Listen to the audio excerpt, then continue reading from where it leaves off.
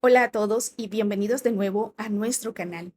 Hoy estamos aquí para abordar un tema que tenemos pendiente y que consideramos fundamental en la historia de El Salvador, el levantamiento de 1932 bajo el mandato del presidente Maximiliano Hernández Martínez. Sin embargo, antes de sumergirnos por completo en este importante evento, quiero retroceder en el tiempo y compartir con ustedes cómo todo comenzó desde la llegada de los españoles a Centroamérica, marcando el inicio de una historia de explotación y despojo de tierras que sentó las bases para los acontecimientos que culminaron en el levantamiento de 1932. Pero no se preocupen, este es solo el comienzo de nuestra exploración. En futuros videos nos sumergiremos en la vida y acciones de algunos de los protagonistas de estos levantamientos. Sin más preámbulos, vamos a iniciar este viaje por la historia.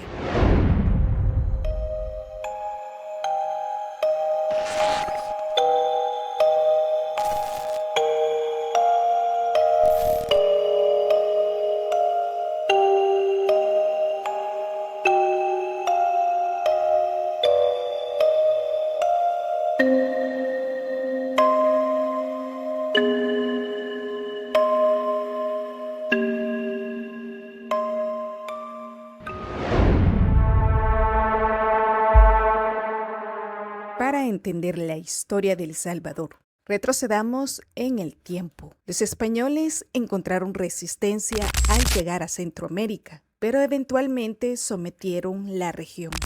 Establecieron villas importantes y comenzó la época colonial, que duró hasta 1821, cuando se supone que El Salvador obtuvo su independencia. Ahora, vamos al principio de todo. En un día caluroso del 31 de mayo de 1522, las costas del oriente salvadoreño recibieron la llegada de un intrépido navegante llamado Andrés Niño, un marino español destacado, hijo de Juan Niño, perteneciente a la familia Niño, reconocidos marineros de Moguer en el siglo XVI. Niño fue nombrado piloto real de la Mar del Sur el 12 de julio de 1514. Participó en diversas expediciones por las costas de Centroamérica, realizando importantes descubrimientos en lo que hoy son Costa Rica, Nicaragua, Honduras, El Salvador y Guatemala. El navegante afirmó haber llegado a una isla redonda y poblada a la que llamó Petronila, que en la actualidad es la isla de Meanguera en el Golfo de Fonseca. Este territorio, habitado desde hacía siglos por indígenas, pronto se convertiría en escenario de importantes acontecimientos en la historia de El Salvador. La historia de la conquista del territorio cuscatleco se entrelaza con la expansión de los conquistadores españoles hacia el sur de México, después de las campañas de Hernán Cortés contra los mexicas, enviados por tierra y mar. Las expediciones lideradas por Pedro de Alvarado y Cristóbal de Olid se convirtieron en parte integral de este movimiento expansionista. Hernán Cortés, el conquistador español, autorizó a uno de sus lugartenientes de confianza, Pedro de Alvarado, quien provenía de una familia de la antigua nobleza de armas castellana, a realizar una expedición para someter los territorios de Guatemala y El Salvador. Alvarado partió en viaje con un grupo de españoles, numerosos indígenas tlaxcaltecas, caballos y armas, con el objetivo de expandir el dominio español en la región. Según relatan algunos historiadores, acompañaban a Pedro de Alvarado aproximadamente 250 españoles, de 5,000 a 6,000 indígenas mexicanos, 100 caballos y muchas piezas de artillería. Esta expedición duró aproximadamente un mes.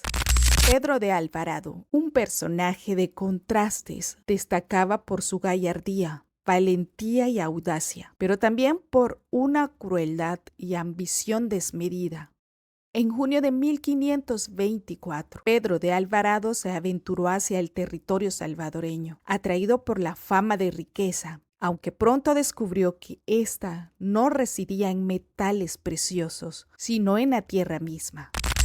Partiendo de Tenochtitlán en diciembre de 1523, Alvarado avanzó por el istmo centroamericano, atravesando diversos poblados indígenas hasta llegar al Valle de Almolonga, donde se encuentra la ciudad de Santiago de Guatemala. Desde allí siguió su ruta hacia El Salvador, ingresando por Acaxual o Acajutla. A finales de junio de 1524, cerca de Acajutla, se enfrentó a guerreros indígenas protegidos con armaduras de algodón. Durante el combate, Alvarado resultó gravemente herido en una pierna. En las cartas que Alvarado envió a Cortés, relata haber atravesado 7 poblaciones en su ruta: Mochizalco, Acatepeque, Acazoal, Tacuzcalco, Miahuatán, Atehuán y Cuscatlán. En estas áreas libró duras batallas, especialmente en Acazoal, Tacuzcalco y Cuscatlán. Durante la batalla de Acaxual, los indígenas le lanzaron una flecha que atravesó su pierna, dejándolo gravemente herido y cojo para el resto de su vida.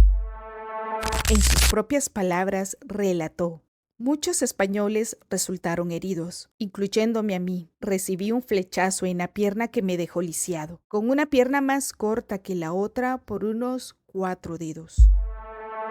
A pesar de su lesión, regresó a Guatemala y luego envió a su primo Diego de Alvarado para continuar la conquista y dominio de la región. Se ha asumido comúnmente que San Salvador fue fundada por primera vez en la zona de la Bermuda, cerca de Suchitoto, en 1528. Ciudad Vieja es el nombre por el que actualmente se conoce al sitio donde se ubica la desaparecida población española. Durante ese periodo, Diego de Alvarado estuvo en su cargo en San Salvador, ejerciendo su autoridad en los territorios de Cuscatlán y Popocatepec, hasta el 29 de abril de 1529. Pedro de Alvarado aplicó tácticas devastadoras, incluyendo la quema de pueblos, y esclavizó a los pueblos indígenas que encontró durante la conquista de América. Estas acciones provocaron fuertes reacciones por parte de los indígenas, quienes resistieron activamente la colonización española. Después de atravesar Acajutla, los conquistadores españoles se dirigieron hacia el noreste, llegando al pueblo de Tacuzcalco, donde se enfrentaron a la resistencia de los guerreros locales. Aunque algunos relatos afirman que los hermanos de Pedro de Alvarado lideraron la expedición debido a la lesión de este último. Otros sostienen que eran sus primos. Sin embargo, independientemente de su relación exacta, lograron vencer a los indígenas. Continuaron hacia Miahuatlán, encontrando al pueblo abandonado por sus habitantes, y luego avanzaron hacia Atehuán, donde fueron abordados por mensajeros de los señores de Cuscatlán, quienes les ofrecieron vasallaje. Este acto implicaba un compromiso profundo: jurar lealtad y servicio a los españoles a cambio de protección y seguridad. Este acto adquiere aún más significado, considerando que Cuscatlán era la capital de los indios pipiles. En esta primera expedición, Pedro de Alvarado no encontró las riquezas esperadas, lo que se sumó a la feroz resistencia de los indígenas, provocando actitudes extremadamente crueles por parte de los españoles en la conquista de Cuscatlán. En 1532, los españoles tomaron por asalto el Peñol de Sinacatlán, ubicado en la costa del Bálsamo. Con la toma de este lugar, se puso fin a la conquista de San Salvador. Sin embargo, la aparente calma en el Valle de la Bermuda ocultaba la creciente resistencia de los indígenas, quienes se organizaban en silencio y esperaban una señal para un levantamiento general. Los conflictos se intensificaron con la muerte de un español y varios indígenas. Las posibilidades de aniquilar la villa y acabar con los españoles eran inminentes. Desde entonces, los indígenas fueron víctimas constantes de la usurpación de sus tierras, marcando el inicio de siglos de injusticia y despojo. En El Salvador se implementó la encomienda de indígenas, un sistema en el cual los nativos eran distribuidos entre encomenderos para trabajar en tierras estatales y generar producción. Una de estas encomiendas se estableció en San Juan Bautista, Nahuizalco, en el occidente del país. Este sistema buscaba organizar de manera más eficiente a la población indígena y fue una alternativa a la esclavitud que se había revelado ineficaz. Hacia 1545, los encomenderos de la provincia de Izalco comenzaron a cultivar grandes plantaciones de cacao. Con la emisión de la Real Cédula del 10 de junio de 1540, se dio inicio a una nueva política conocida como las reducciones de indígenas. Esta medida, promovida por Francisco Marroquín desde 1535 en el Reino de Guatemala, tenía como objetivo principal concentrar a la dispersa población indígena en nuevos asentamientos, facilitando así su cristianización. El proceso cobró impulso en 1543, cuando los indígenas fueron trasladados a nuevos lugares de residencia, donde se esperaba que construyeran sus hogares y erigieran templos. En algunos casos, estas reducciones se establecieron en los mismos sitios que habían ocupado tradicionalmente los indígenas, aunque bajo una nueva estructura organizativa impuesta por las autoridades coloniales. Además de las reducciones de indígenas, este periodo también marcó el inicio de la imposición del tributo indígena en forma de dinero. Esta nueva carga fiscal llevó a muchos indígenas a escapar de sus pueblos y buscar refugio en otros lugares para evitar ser agravados o tasados, es decir, para evitar que se les exigiera el pago de este tributo. Sin embargo, muchos indígenas se vieron obligados a integrarse en la sociedad colonial, donde fueron expuestos a la cultura y el idioma español. Este proceso de asimilación forzada se conoce como ladinización. Como resultado, muchos indígenas fueron reclutados como trabajadores en las propiedades de cultivos de añil, tabaco, cacao y otros, donde laboraban como peones o colonos bajo condiciones de servidumbre para los colonizadores españoles.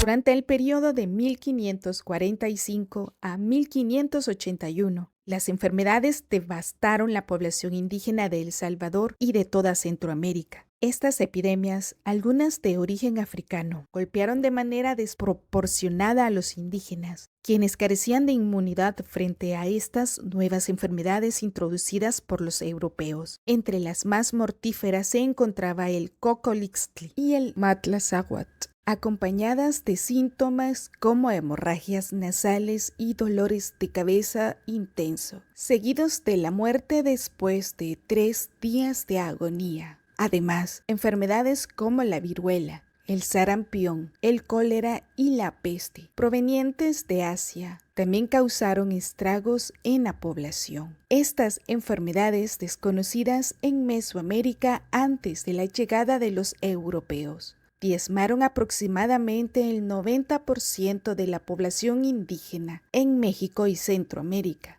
Si bien también hay registros de que los africanos traídos como esclavos sufrieron las consecuencias de estas enfermedades, fueron los indígenas quienes padecieron en mayor medida sus efectos devastadores. Como consecuencia, a partir de 1570, la colonia comenzó a enfrentar una escasez severa de mano de obra indígena, lo que afectó gravemente la economía colonial. Durante noviembre y diciembre de 1811, la provincia de San Salvador fue sacudida por una serie de protestas lideradas por indígenas, ladinos y mulatos. Los ladinos son personas mestizas de ascendencia indígena y europea, mientras que las mulatas son personas mestizas de ascendencia africana y europea. Estas manifestaciones surgieron debido a los abusivos cobros de tributos y la represión política. La noticia de que el tributo seguía siendo cobrado a pesar de la abolición desencadenó la rebelión en la provincia de San Salvador, A pesar de la represión violenta por parte de las autoridades coloniales, estos levantamientos sentaron las bases para futuras luchas por la libertad y la independencia de El Salvador. Los manifestantes tenían varias demandas. Querían que se eliminara el tributo indígena, como también poner fin a impuestos como la alcabala, que consistía en un gravamen sobre la venta de productos y bienes en las transacciones comerciales, y a los monopolios, especialmente los relacionados con el tabaco y la chicha, una bebida fermentada tradicional elaborada a partir de maíz u otros cereales, popular entre la población indígena. Además, exigían una administración más transparente, demandaban que las autoridades cesaran de utilizar arbitrariamente los fondos de las cajas comunitarias y pedían la liberación de los presos en las inhóspitas cárceles de Zacatecoluca, acusados de sedición. También clamaban por un cambio en las autoridades, incluida la destitución del máximo representante de la provincia, el intendente Antonio Gutiérrez y Ulloa. El momento más crítico se vivió el 23 de noviembre en el bullicio barrio La Pulga y el escarpado Cerro Colorado de Usulután, donde los manifestantes desafiaron la opresión. Irrumpieron en las cárceles con un grito unificado: que se vayan los chapetones, repartámonos sus privilegios, expresando su rechazo hacia los españoles colonizadores y demandando la redistribución de sus privilegios. El 19 de marzo de 1812, la Constitución española cambió la forma de gobierno, otorgando más poder al pueblo y limitando al rey. Esta Constitución trajo consigo cambios significativos en la forma de gobierno, estableciendo que el poder residía en el pueblo. Sin embargo, este cambio tuvo implicaciones diferentes para los indígenas. Antes tratados bajo la ley colonial, ahora eran considerados ciudadanos. Aunque este cambio parecía un avance, muchos indígenas perdieron las protecciones legales que tenían anteriormente. Además, al ser considerados ciudadanos, asumían nuevas responsabilidades y deberes dentro de la sociedad.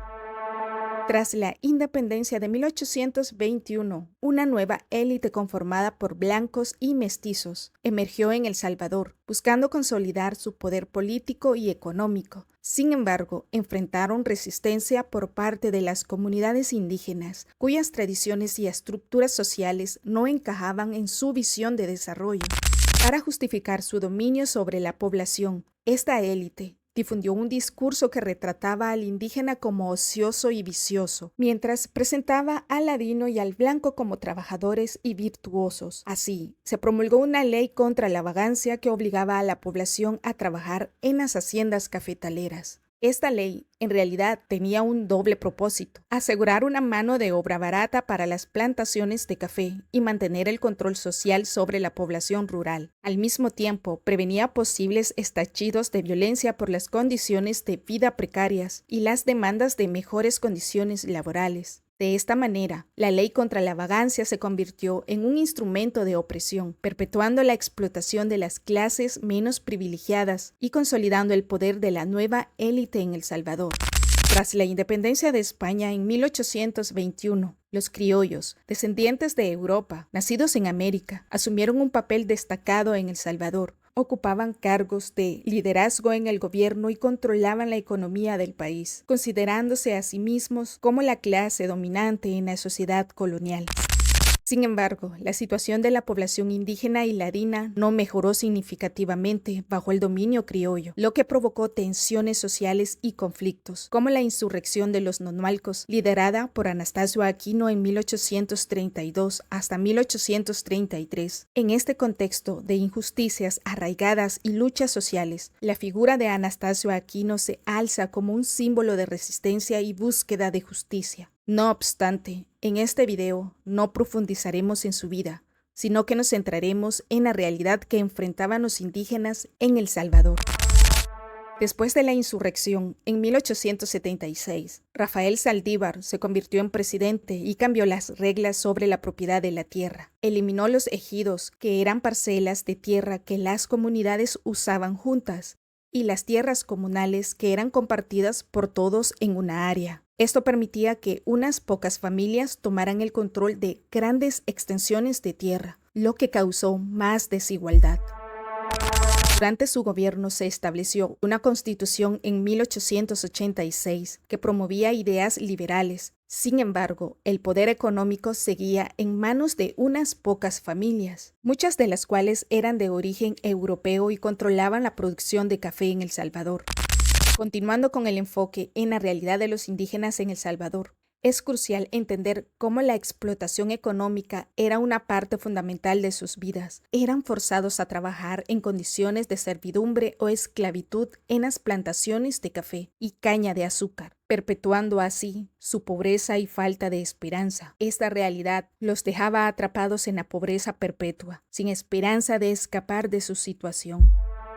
Los terratenientes y corporaciones aprovechaban su poder y conexiones políticas para despojar injustamente a los indígenas de sus tierras ancestrales, sin ofrecer compensación alguna. Utilizaban diversos métodos como la manipulación legal, la intimidación y la violencia física para arrebatar estas tierras a las comunidades indígenas, dejándolos sin acceso a recursos vitales para su subsistencia. Este despojo dejaba a los indígenas en una situación desesperada, obligados a luchar por sobrevivir en un entorno hostil y desfavorable. La discriminación y la marginalización social también era una constante en la vida de los indígenas, desde el acceso limitado a la educación y la atención médica hasta la exclusión política. Enfrentaban obstáculos en todos los ámbitos de la vida, considerados ciudadanos de segunda clase. Se les negaban sus derechos más básicos, perpetuando aún más su situación de desventaja y desigualdad. En El Salvador, los indígenas enfrentaban una realidad implacable, marcada por la opresión y la explotación, en manos de las élites criollas y los gobiernos oligárquicos. Sufrían las consecuencias de un sistema que los mantenía en la pobreza y la marginación. Ante esta injusticia, los indígenas no se quedaban de brazos cruzados, enfrentaban la violencia y la represión estatal con valentía, resistiendo a través de levantamientos armados y movimientos de liberación. Aunque enfrentaban masacres, ejecuciones sumarias y torturas, seguían luchando por la justicia y la igualdad. Así, tras estos levantamientos que representaban actos de protesta y resistencia cultural, se desató un momento crucial en la historia de El Salvador: la insurrección de 1932. En este levantamiento, varios líderes indígenas y campesinos como Feliciano Ama, Farabundo Martí y otros más jugaron roles activos. Tenemos la intención de realizar videos dedicados a cada uno de ellos, como una forma de profundizar en la historia de los alzamientos y destacar la importancia de cada actor en la lucha por la justicia y la igualdad de El Salvador. Sin embargo, la situación en El Salvador empeoró después del colapso de la Bolsa de Nueva York en 1929. Los precios del café, una fuente clave de ingresos para el país, se desplomaron, dejando a muchos indígenas sin trabajo y enfrentando escasez de alimentos. Esta crisis económica contribuyó al desespero que llevó al levantamiento de los indígenas izalcos en 1932. La matanza de 1932 fue un evento profundamente trágico y complejo en la historia de El Salvador, promovida durante el gobierno del presidente Maximiliano Hernández Martínez, quien, a pesar de tener características de ascendencia indígena, era conocido por su actitud racista hacia los pueblos indígenas. Este contexto histórico añade una capa más de injusticia a la masacre, ya que los líderes que representaban a la población indígena y campesina fueron reprimidos por un líder que compartía su herencia étnica. La matanza de 1932 fue una respuesta violenta del gobierno salvadoreño a la rebelión campesina e indígena, que exigía condiciones de vida más justas y equitativas. En el análisis de este levantamiento de indígenas y campesinos en 1932, se revela una diversidad de perspectivas que reflejan la complejidad de los eventos. Desde un punto de vista comunista, se resalta la lucha de los insurgentes como un acto de resistencia legítima contra la opresión y la explotación. Se elogia su valentía y se enfatiza su búsqueda de justicia y dignidad, subrayando la solidaridad entre oprimidos y su determinación para desafiar un sistema social injusto. Por otro lado, Desde una óptica no comunista, se plantea una visión más crítica de los acontecimientos. Aquí se representa a los insurgentes como una amenaza para la estabilidad y el orden establecido. Se enfatiza el caos y la violencia asociados con el levantamiento y se describe a los rebeldes como agentes de desorden y anarquía. Se justifica la represión violenta como un medio necesario para proteger la seguridad nacional y preservar el estatuto. Estas diferentes interpretaciones del levantamiento reflejan las divisiones ideológicas y sociales presentes en la sociedad salvadoreña de la época, así como las complejas dinámicas políticas y económicas que subyacen a los eventos históricos. Una visión alternativa y profunda del levantamiento de 1932 fue presentada por el poeta Roque Dalton a través de su obra Miguel Mármol, un testimonio político sociológico narrativo. Dalton desafió las interpretaciones convencionales del levantamiento al resaltar su importancia en la formación de las vanguardias revolucionarias armadas que surgieron en El Salvador en los años 70. Estas vanguardias que más tarde se convertirían en el núcleo del FMLN.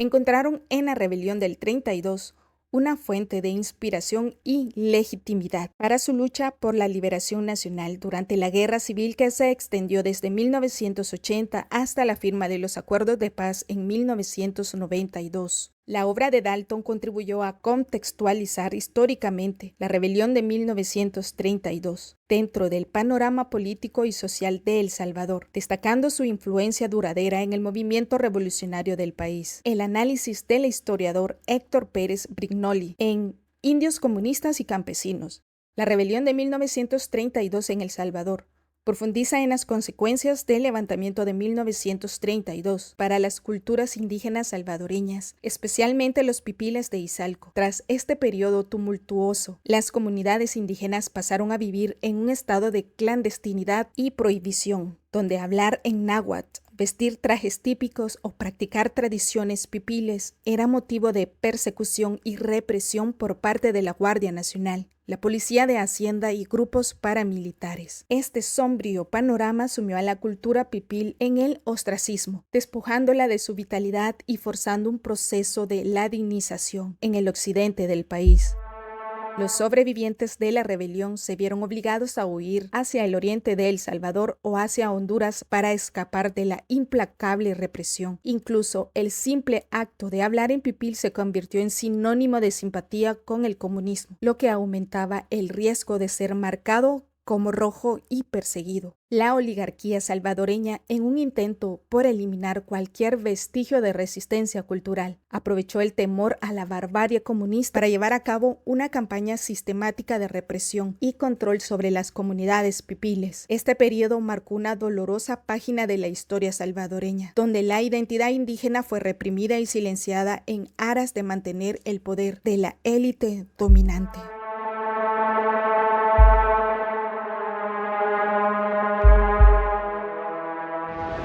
Y con esto concluimos nuestro recorrido por la historia de la lucha de los indígenas y campesinos en El Salvador.